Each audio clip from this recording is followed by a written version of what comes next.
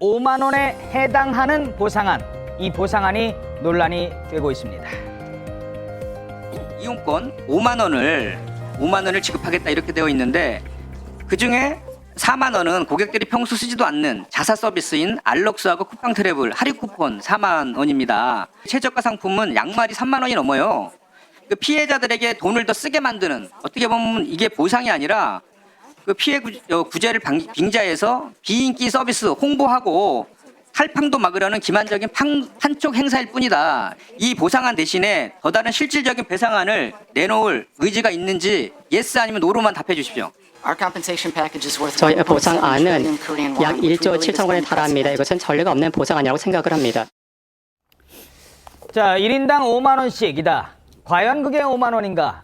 일단 그 보상안부터 다시 한번 보죠. 어떤 내용이었죠? 네, 쿠팡 측이 청문회를 앞두고 규모 약 1조 7천억 원에 달하는 이 보상안을 내놨는데 그 논란만 더 커지고 있습니다. 다시 좀 정리를 해보면요. 1인당 5만 원의 이용권, 쿠폰을 제공을 하는데 일반적인 쇼핑몰 역할을 하는 그 쿠팡에서 5천 원, 그리고 음식 배달앱인 쿠팡 이츠에서 5천 원을 제공을 하고요. 그리고 여행 플랫폼에서 쓸 수 있는 전용 이용권을 소비자에게 2만 원, 그리고 명품 플랫폼에서 2만 원을 제공을 합니다. 이렇게 모두 5만 원이 되는 건데 그런데 쿠팡 관련 플랫폼 중에는요. 일반적인 쇼핑몰인 쿠팡 앱과 음식 배달 앱 쿠팡 이츠를 많이 사용하지 그 명품 플랫폼이나 여행 이런 데서 많이 쓰지 않잖아요. 그래서 지금 생색내기 아니냐 이런 비판이 나오고 있는 겁니다.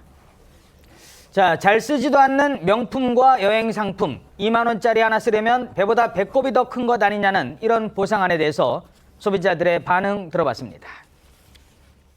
제가 럭셔리관이나 여행 상품 관련된 거는 이용하지도 않고 로켓프레시 그 식품 위주로 이용하다 보니까 5만 원 보상해주는 거에 대해서는 제가 별로 관심이 없습니다.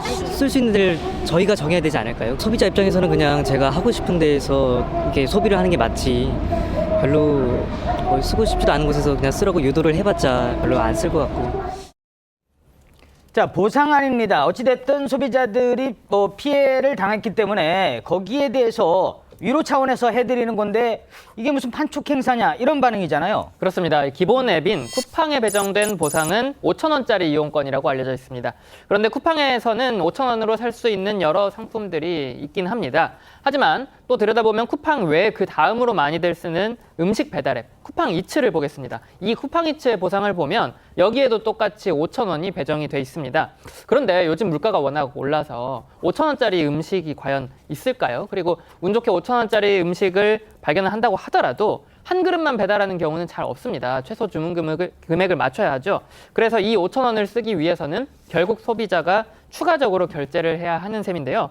또한 여행과 명품 플랫폼에도 각각 2만 원씩 4만 원을 배정한 이용권은 또 말할 것도 없습니다. 2만 원짜리 여행이 어디 있겠으며 또 2만 원짜리 명품이 어디 있겠습니까? 그러니까 이게 무슨 보상이냐. 결국에는 보상을 받아도 다시 소비자가 추가로 결제를 해야 되니까 사실상 보상 아닌 척 판촉을 벌이고 있지 않느냐 이런 비판까지도 나오고 있는 상황입니다.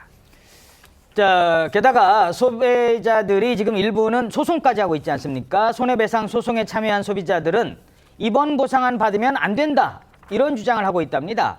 이유가 뭡니까? 특정 약관 조항이 포함됐을 가능성이 제기되고 있습니다. 이른바 쿠팡 손해배상 청구 소송을 지금 제기한 한 법무법인 쪽에서 나오고 있는 주장인데 가장 주의해야 될 점이 쿠폰을 사용했을 경우에 이 보상으로 모든 배상이 완료된 것으로 간주를 하고 모든 민형사상 이의는 제기하지 않겠다는 부재소합의가 약관에 포함됐을 가능성이 있다고 강조를 하고 있거든요.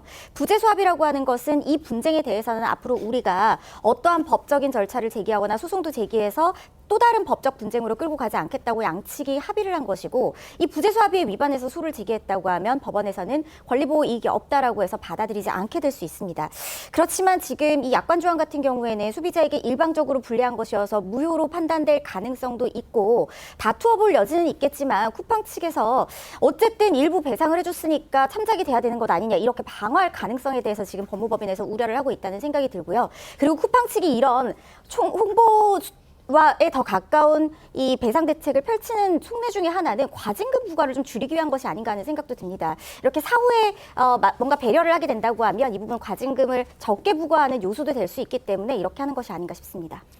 자, 쿠팡 측에서 우리 소비자보다 미국 주주들에게 더 신경 쓰는 것 같다 이런 주장도 있다고요? 네, 쿠팡 측이 정보 유출 피의자인 전 직원을 직접 조사했다고 하면서 조사 결과를 발표했거든요. 자체별로 발표. 예, 거기에서 보면 전 직원이 계정 3,000개만 확인했고 나머지는 삭제했다라고 주장했습니다. 그러니까 그 얘기는 유출된 계정은 3,000여 개다라고 주장을 한 것인데 근데 우리 정보는 유출 계정이 3,300만 건으로 지금 보고 있는 거거든요. 야. 양측의 격차가 매우 큰데 이런 상황에서 쿠팡 측이 자신들이 주장하는 내용을 미국 증시에 공시했다고 합니다. 어허.